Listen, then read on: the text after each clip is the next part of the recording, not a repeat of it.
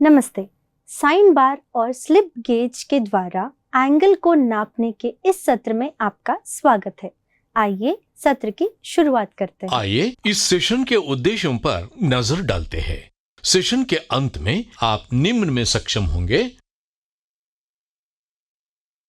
Flat और square में file करें, ड्राइंग और पंच विटनेस मार्क के अनुसार मार्क करें, ड्राइंग के अनुसार भाग 1 और 2 तैयार करें, साइन बार और स्लिप गेज के साथ एंगल की जांच करें, स्टील रूल का उपयोग करके रॉ मटेरियल के साइज की जांच करें, एक बास्टर्ड फाइल का उपयोग करके वर्कपीस के सभी 6 अग्रभागों को रफ फाइल करें, वर्नियर कैलिपर का उपयोग करके वर्कपीस की मोटाई सुनिश्चित करें, एक ट्राई स्क्वायर का उपयोग करके वर्कपीस की स्क्वायरनेस और फ्लैटनेस सुनिश्चित करें। दोबारा वर्कपीस के फेस ए पर मार्किंग मीडिया अप्लाई करें।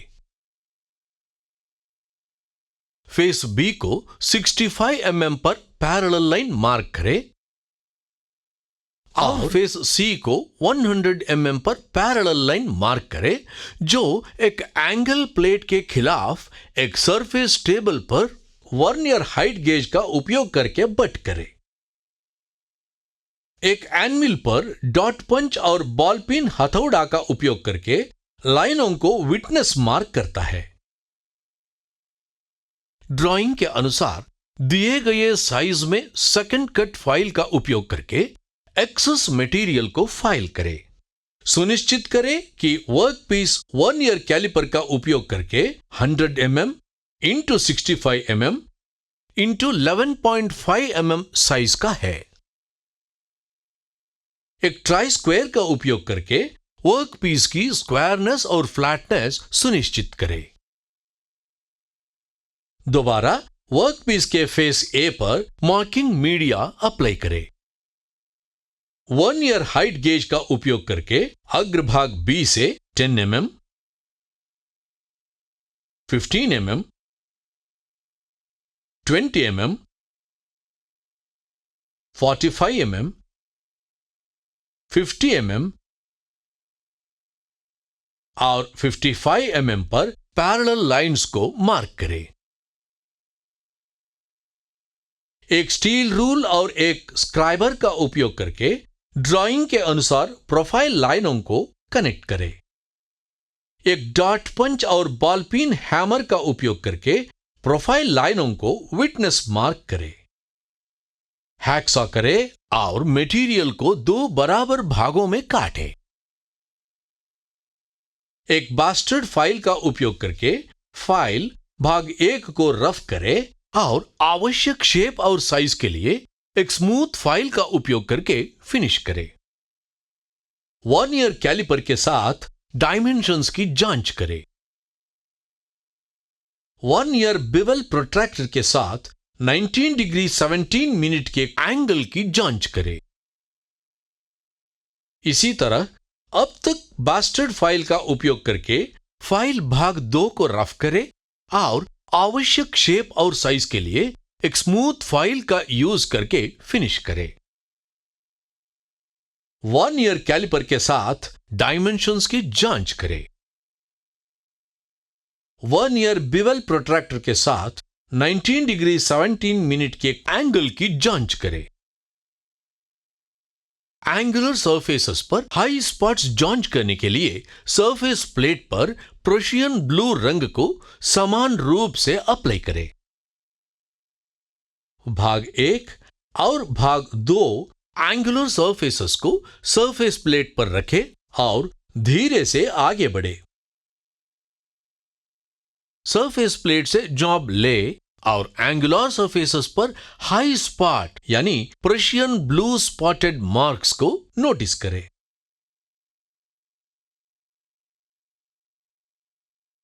जॉब को बेंच वाइज में रखें, स्क्रैप करें और फ्लैट स्क्रैपर के साथ हाई स्पॉट को हटा दें। इस प्रक्रिया को तब तक दोहराइए जब तक कि प्रशियन ब्लू भाग के संपूर्ण एंगुलर सरफेसेस को कवर न करे। इसी तरह भाग 2 को स्क्रैप करें और 19 डिग्री 17 मिनट के हाई स्पॉट और एंगल के बिना एंगुलर सरफेस को बनाए रखें।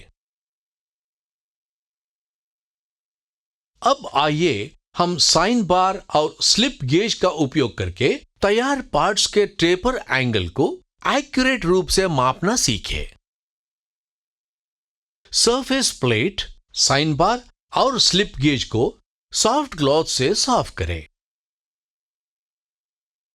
स्लिप गेज स्टैक की हाइट की कैलकुलेशन फार्मूला का उपयोग करके की जाती है। स्लिप गेज स्टैक की ऊंचाई A equal to sine theta into rollers के बीच की दूरी equal to sine of 19.29 into 200 mm equal to 66.07 mm। Slip gauge set से स्लिप गेज का चूज करें। मापी गई ऊंचाई के बराबर स्लिप गेज स्टैक का निर्माण करें। सरफेस टेबल पर साइन बार और वर्कपीस को साइन बार पर रखें। स्लिप गेज स्टैक को साइन बार रोलर के नीचे रखें, जिसमें पतली वर्कपीस का निचला छोर है। स्टैंड पर डायल इंडिकेटर फिक्स करें। जॉब की एंगुलर सरफेस के एक छोर पर dial test indicator plunger set करें। डायल परीक्षण संकेतक सूचक को शून्य स्थिति पर सेट करें। डायल परीक्षण संकेतक को एक छोर से दूसरे छोर तक ले जाए और एंगुलर सरफेस की पैरेललिज्म की जांच करें। यदि सूचक डायल इंडिकेटर में प्लस या माइनस साइड चलता है तो इसका मतलब है जॉब की एंगुलर सरफेस में डिविएशन है। यदि आपको ऐसा कोई डिविएशन दिखाई देता है तो डायल इंडिकेटर में पॉइंटर को स्थानांतरित नहीं करने तक स्लिप गेज की ऊंचाई को फिर से धेर करके जब डायल इंडिकेटर एंगुलर सरफेस पर ले जाया जाता है, जब तक डायल इंडिकेटर में पॉइंटर हिलता नहीं है और शून्य रीडिंग को इंगित करता है। साइन बार के नीचे स्टैक किए गए स्लिप गेज की ऊंचाई मापे। अब ट्रिगोनोमेट्रिक फंक्शन साइन थीटा का उपयोग करके एंगल थीटा को निर्धारित किया जा सकता है, जहां साइन थीटा इक्वल टू विपरीत पक्ष divided by hypotenuse that is equal to slip gauge stack की ऊंचाई A डिवाइडेड बाय रोलर्स के बीच की दूरी C। इसलिए एंगल थीटा को theta equal to sine inverse of slip gauge stack की ऊंचाई A डिवाइडेड बाय रोलर्स के बीच की दूरी C। सेटिंग को डिसमेंटल करें। सभी इंस्ट्रूमेंट्स को साफ करें और उन्हें प्रॉपर प्लेस पर रखें। दोनों भागों पर ऑयल की एक पतली परत अप्लाई करें और इवैल्यूएशन के लिए इसे प्रिजर्व करें। जो हमने सीखा है अब इसका रिकैप करेंगे। फ्लैट और स्क्वायर में फाइल करना, ड्राइंग और पंच विटनेस मार्क के अनुसार मार्क करना, ड्राइंग के अनुसार भाग 1 और 2 तैयार करना, साइन बार और स्लिप गेज के साथ एंगल की जांच करना। तो यह सब साइन बार और स्लिप गेज के द्वारा एक एंगल को नापने के बारे में था।